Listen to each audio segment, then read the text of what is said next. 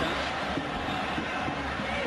Esta iba a ser su última temporada en el Barça, después se marcharía al Athletic, que comenzó en Osasuna su carrera deportiva en primera división. Un jugador parecido, con cierto parecido a Luis Enrique, en el sentido de que era un jugador muy rápido, diestro, que su posición original era casi de volante por la derecha, aunque Luis Enrique empezó como delantero en el Sporting. No olvidemos que Luis Enrique era el delantero centro del Sporting, el goleador. Luego llegó al Madrid, jugó de todo, en los dos laterales y en las dos posiciones del centro del campo, derecha e izquierda. Y a Goicoechea le pasó algo parecido, jugó mucho de lateral izquierdo. Aquí le estamos viendo a Lucas con su renovación en el Real Madrid y se acabó marchando al Barcelona, yo creo que con su contrato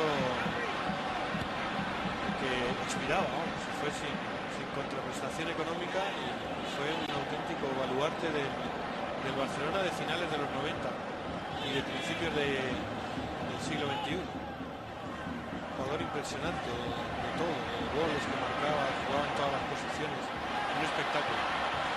Ahí está ese pase de nuevo para Romario, posición de fuera de juego. Había ocurrido ya en bastantes ocasiones posición de fuera de juego Romario. Todavía el pase, me parece que de Ferrer. Tercera plaza, curiosamente en la última jornada, porque cayó ante el Zaragoza 4-1 en esa última jornada. Termina acabando en la cuarta posición.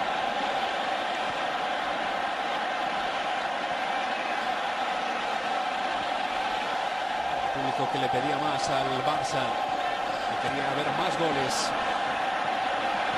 Guardiola metiendo esa pelota para Romario, que encaraba de nuevo a la defensa. Vaya pase para Iván y el quinto para el conjunto azulgrana.